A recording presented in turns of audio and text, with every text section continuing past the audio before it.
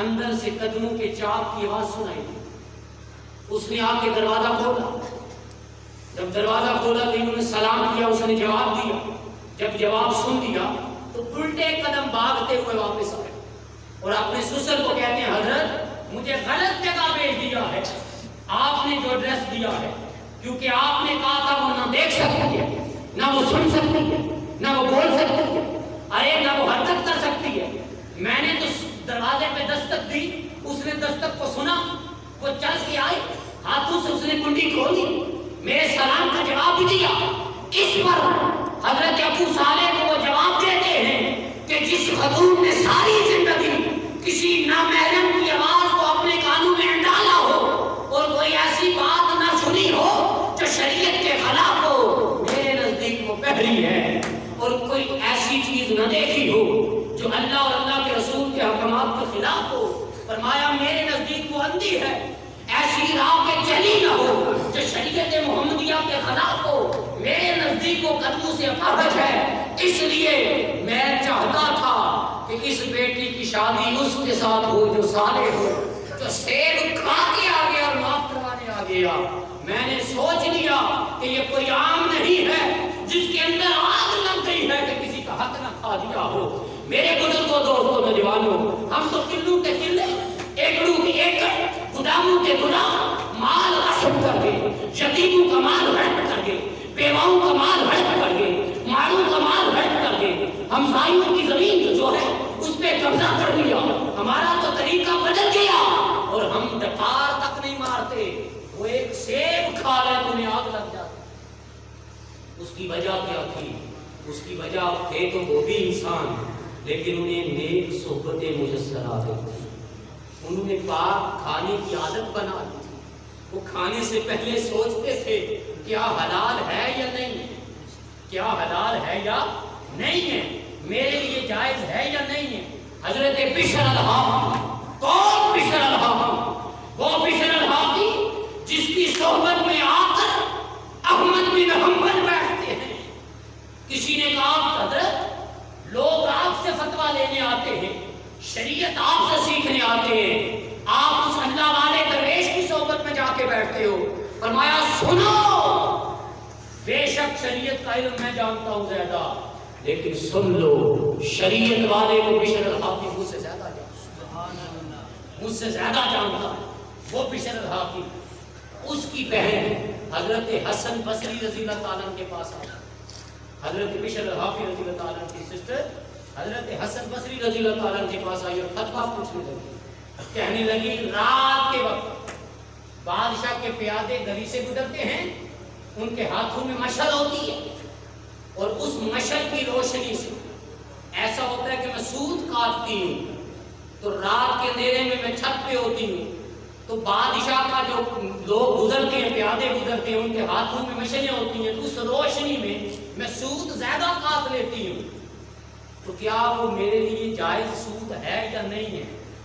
اس پہ حضرت حسن بصری نے اس سے پوچھا بتا تو صحیح تو ہے کون؟ اس نے کہا میں حضرت بشر الحافی کی بہن ہوں۔ فرمایا اگر تو بشر الحافی کی بہن ہے تو پھر تیرے لیے جائز نہیں، تیرے لیے جائز نہیں ہے۔ میرے بزرگوں، دوستوں، نوجوانوں، آؤ کچھ سنگتیں، کچھ صحبتیں ہم اچھی کریں، ہم اپنی سنگتوں پہ غور کریں، ایسی سنگتیں اختیار کریں جن کا فائدہ قبر میں بھی ہو، ایسی سنگتیں اختیار کریں جن کا فائدہ روز محشر بھی ہو، ایسی سنگتیں اختیار کریں کہ چلتے پھرتے لوگ بھی کہیں کہ کیا سنگت ہے۔ وہ حضرت شمس الدین سیالوی رضی اللہ تعالیٰ عنہ، پیر سیال بیٹھے ہوئے ہیں، حضرت میرے پاس سیال شریف کا رنگ لیے ہوئے، آپ اپنی بیٹھک میں بیٹھے تھے، اچانک ایک سنگترے بیچنے والا گلی سے گزرا اور گزرتے ہوئے کہتا ہے اچھے سنگ ترے لے لو، اچھے سنگ ترے۔ آپ نے یہ صدا سنی، رش کھا کے گر پڑے۔ جب ہوش آیا تو دوستوں نے کہا بے حضرت کیوں بے ہوش ہو گئے تھے؟ آپ نے فرمایا وہ دیکھا نہیں کیا کہہ رہا تھا، دیکھا نہیں کیا کہہ رہا تھا۔ انہوں نے کہا حضرت وہ سنگترے ہی تو بیچ رہا تھا۔ فرمایا نہیں، وہ کہہ رہا تھا اچھے سنگ ترے، اچھے سنگ ترے، جو اچھوں کے سنگ لگ جاتا ہے وہ تر جاتا ہے۔ وہ تر جاتا ہے. آپ نے دیکھا ہے کشتی کو، لوہا چھوٹے سے چھوٹا لوہا بھی ہو، آپ پانی کے برتن میں اسے ڈالیں تو کیا کرتا ہے؟ وہ ڈوب جاتا ہے یا نہیں ڈوب جاتا؟ ٹنوں کے حساب سے وزنی لوہا بھی ہوتا ہے، لیکن پھٹوں کی سنگت میں آ کر کیا ہو؟ تر جاتا ہے. آپ سورہ کہف کا مطالعہ کریں، سورہ کہف. اب یہ سنگت کا اثر ہے، یہ صحبت کا اثر ہے، ورنہ رب کو کیا پڑا تھا کہ کسی کے گھر میں کوئی مہمان آئے تو اس سے پوچھا جائے کہ آپ کتنے لوگ ہیں؟ وہ کہیں 5 ہم ہیں، 6 ہمارا کتا ہے. ایسے کو کلام کرتا ہے. کہیں نہیں 6 ہم ہیں، 7واں ہمارا کتا ہے. کہیں نہیں 7 ہم ہیں، 8واں ہمارا کتا ہے. لیکن قرآن کہتا ہے کہ صحابہ کہف سے جب کلام کیا گیا تو وہ کتنے تھے؟ تو لوگ کہتے تھے وہ 5 تھے، 6 ان کا کتا تھا. وہ 6 تھے، 7واں ان کا کتا تھا. وہ 7 تھے، 8واں ان کا کتا تھا. ارے اس کتے کا بھی تذکرہ پھر ان کے ساتھ آتا ہے. وہ اگر غار میں کروٹ بدلتے، کتا بھی کروٹ بدلتا. یہ واحد کتا ہے کہ جنت میں ساتھ جائے گا. اس وجہ سے اللہ والوں کی سنگت کی وجہ سے. وہ ایک بخاری شریف کی حدیث مبارکہ ہے جس کو آپ واقعہ سمجھتے ہیں کہ ایک شخص نے 99 قتل کیے، 99 مرڈر کر چکا تھا. حضور نبی کریم صلی اللہ علیہ وسلم نے اپنے صحابہ کو یہ بات سمجھائی، فرمایا اس نے 99 قتل کیے. وہ کسی خشک مولوی کے پاس چلا گیا اور ان سے جا کے کہتا ہے کہ میں نے 99 قتل کیے، 99 کیا اللہ مجھے معاف کر دے گا؟ اس نے کہا کہ سنو، تم نے اتنے قتل کیے تو قرآن میں تو رب کہتا ہے جس نے ایک انسان کو قتل کیا گویا اس نے ساری انسانیت، رب تو تجھے نہیں بخشے گا. اس نے اس کو بھی مارا، 100 کا عدد پورا ہو گیا. لیکن پھر بھی کیونکہ اندر آگ لگ چکی تھی، توبہ. اب کسی عارف کے پاس گیا تو عارف نے کہا اللہ تجھے معاف کر دے گا لیکن اپنی بستی سے نکل. اسے مولانا اشرف علی تھانوی نے بھی صالحین کی صحبت کے طور پہ کوٹ کیا. مولانا اشرف علی تھانوی کہ اللہ والوں کی صحبت کا کتنا اثر ہوتا ہے. امداد اللہ مہاجر مکی سے جب حضرت مولانا اشرف علی تھانوی نے جب یہ سوال کیا کہ وہ غوث اعظم کے دھوبی کے کتے کا دھوبی کا کیا واقعہ ہے، کیا وہ حق ہے؟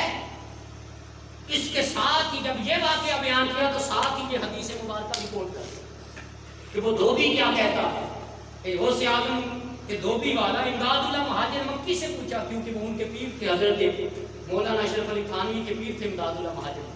ان سے پوچھا کہ یہ جو واقعہ ہے کہ کیا دھوبی جو تھا غوث اعظم کا، اس سے سوال کیا فرشتوں نے کہ من رب کا، دوسرے کا میں غوث اعظم کا دھوبی. ان کا ماں دین تیرا دین کون سا؟ اس نے کہا میں غوث اعظم کا دھوبی. تو فرمایا ہاں واقعہ حق ہے، ایسا ہی ہوا تھا. تو فرشتوں نے اسے چھوڑ دیا.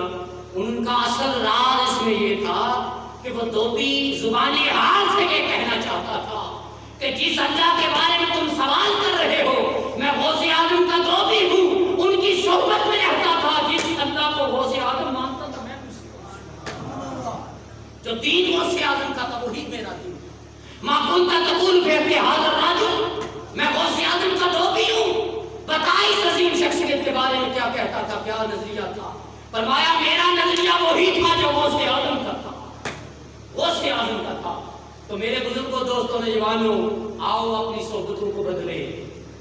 اور میرے شیخ حضور شیخ سیدی شیخ الاسلام ڈاکٹر محمد طاہر القادری مدد الوادی فرماتے ہیں دنیا میں ہم بڑے دوست بناتے ہیں. جیسے حضور نبی کریم صلی اللہ علیہ وسلم نے ارشاد فرمایا کہ الراجل علی دین خلیل، کہ دوست ہر شخص اپنے دوست کے دین پہ ہوتا. تو فرمایا تم دنیا میں طرح طرح کی صحبتیں اختیار کرتے ہو، تعلقات بناتے ہو تاکہ دنیا میں کوئی کام آ جائے. جس کا جتنا ڈیزگنیشن بڑھا اور جتنا تعلق بڑھا وہ فخر محسوس کرتا ہے کہ میرا جو ایس پی کے ساتھ تعلق ہے، انسپیکٹر کے ساتھ ہے، ڈی ایس پی کے ساتھ ہے، آئی جی کے ساتھ ہے، فلاں فلاں کے ساتھ ہے، میرا ایم این اے کے ساتھ ہے، میرا ایم پی اے کے ساتھ ہے، میرا فلاں وزیر اعلیٰ کے ساتھ ہے، وزیر اعظم کے ساتھ ہے. المختصر جس کا جتنا تعلق ہوتا اور اس کے تعلق کو نبھانے کی کوشش کرتا ہے اور تعلق کس لیے نبھاتا ہے اور اس کو قائم رکھنا چاہتا ہے تاکہ جب مشکل وقت آئے تو یہ میرے کام آ جائے. لیکن میرے شیخ فرماتے ہیں سنو لوگوں، قبر میں تو والدین کے کام نہیں آتے، وہ بھی اپنی چہتی اولاد کو، چہیتا بچہ ہے، ایک ہی آنکھوں کا تارا ہوتا ہے، اسے بھی سپرد خاک پر آتے، ساتھ کوئی نہیں جاتا، اس سنگت میں کوئی نہیں رہتا، اس صحبت میں ساتھ کوئی نہیں رہتا. بیٹا ہے وہ باپ جس نے اس کے لیے پاپڑ میلے دنیا کے زمانے بھر کی خاک چھاپی، حلال و حرام کی تمیز کو ختم کیا، ادھر باپ کی روح قبض ہونے کی دیر تھی، اب کوئی باپ بھی نہیں کہتا، لوگ میت کہتے ہیں، ابا جی بھی نہیں کوئی کہتا، میت کہتے ہیں. انداز ہی بدل گیا، رشتہ بدل گیا. فرمایا تعلق کس چیز کا تمہارا؟ تعلق وہ رکھو جو یہاں بھی کام آئے وہاں بھی کام آئے. تو قبر میں اگر تم چاہتے ہو کہ تمہیں کسی کی صحبت میسر آ جائے تو فرمایا دنیا میں جو تمہارا خلیل ہوگا ویسا ہی تمہارا دوست، تمہاری صحبت قبر میں. اگر دنیا میں تم اپنی خلیت اور خلیلیت محمد مصطفیٰ سے اور اس تعلق کو مضبوط کرنے کے لیے فرمایا واحد ذریعہ درود پاک. تم کثرت سے درود پڑھو، کثرت سے درود پڑھو اور کثرت سے درود پڑھو گے تو کیا فائدہ ہوگا؟ فرمایا تم ایک مرتبہ درود پڑھو گے، حضور تمہارے درود کو سنتے بھی اور تمہارے درود کا جواب. دنیا کا تعلق نبھانے کا طریقہ ہوتا ہے کہ جب کسی کو سلام کیا جائے تو تعلق کا واحد ذریعہ درود سلام ہوتا ہے. ابتداءً سلام سے ہوتی، آپ اسے سلام کرتے ہیں، بڑے مغرور سے مغرور شخص کو آپ 5 دن روٹین کے ساتھ سلام کریں اس کے گردن کا سیہ بھی ٹوٹ جاتا. تو ہمارے آقا تو شفیق ہیں، لاجواب ہیں. میرے آقا تو یہاں تک جانتے ہیں کہ میرے کس رفیق، میرے کس امتی میں کس جگہ سے کس کا بیٹا ہے، کس کا پوتا ہے، یہاں